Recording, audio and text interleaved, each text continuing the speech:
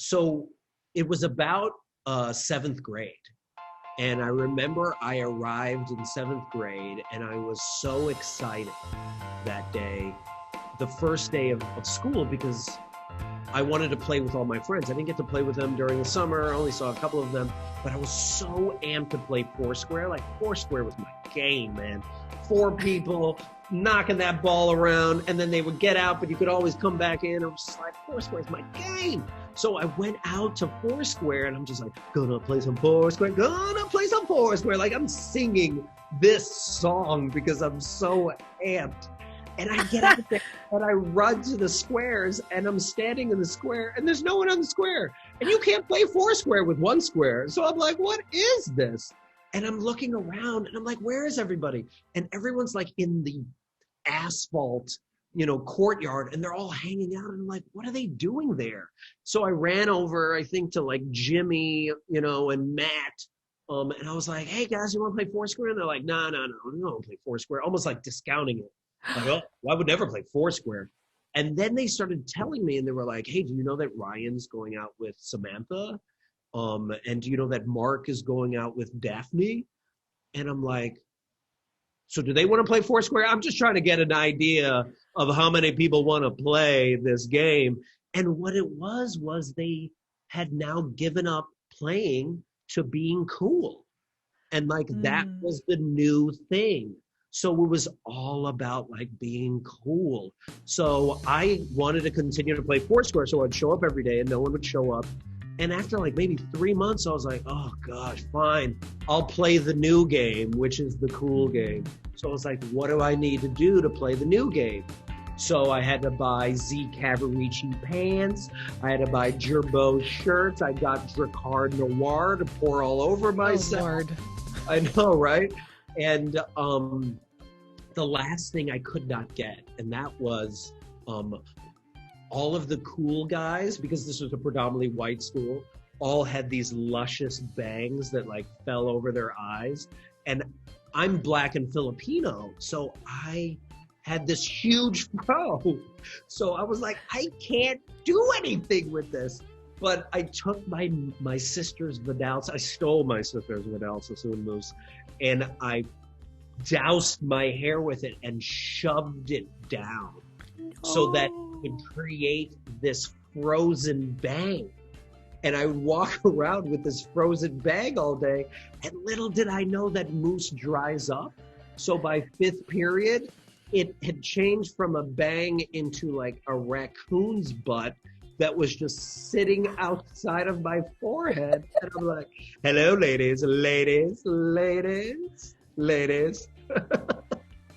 like that was like my attempt at being cool, right?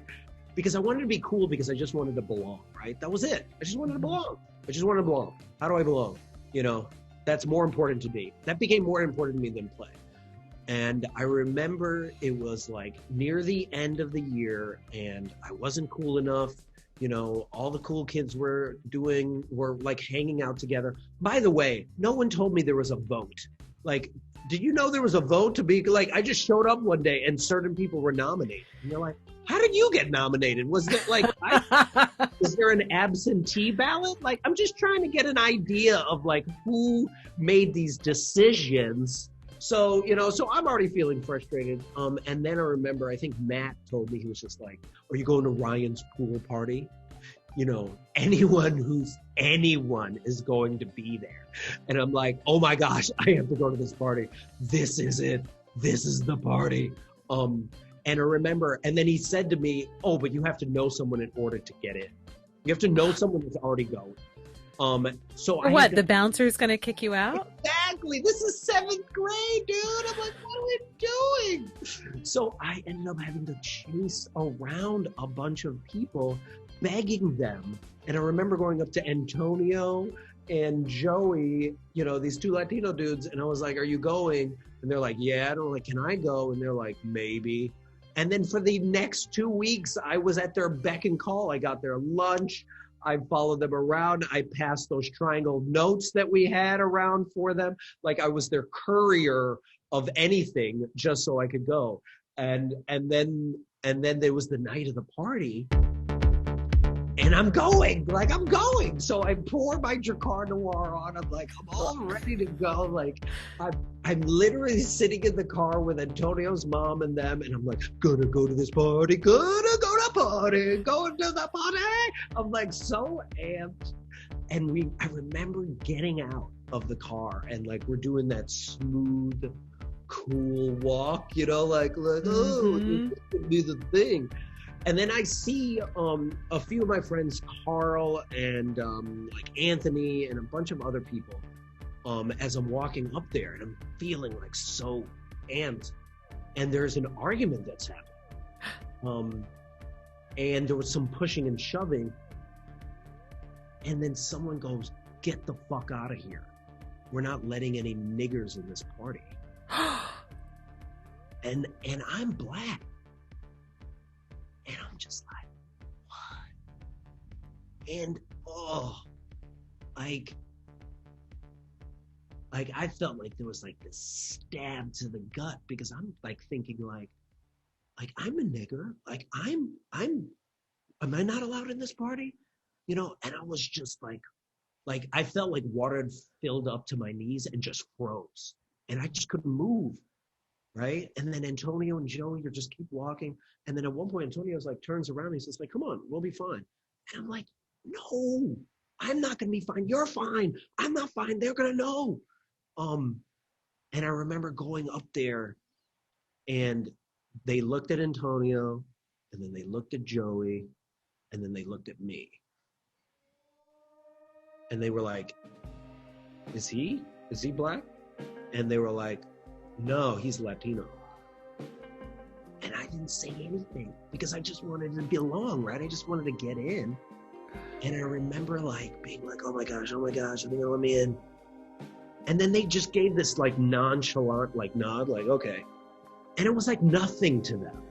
But for me, it was everything. It was like everything that I'd always wanted to be, to feel like I belonged there, right? And I remember crossing the threshold, like the door. And at first I remember going through and feeling this huge level of relief. And then thinking like next is gonna follow excitement. But instead of the excitement, I just felt like this immense amount of like shame. Just like, I felt like my heart dropped to like my spleen. And I felt like I left myself out there. And it was just, I remember it was a pool party, and I remember like wanting to play in the pool, and I remember just walking to the pool. Nobody's playing because everyone's being cool. And I remember just walking into the pool and just literally like submerging myself, because I was like, I felt so alone. And that was probably like the loneliest I had felt in my life until that moment. And then that day, I think I made a pact to not be cool anymore and to play, because that seemed like so much more fun. And then I remember then going into my basement and then making up games for myself and just playing them.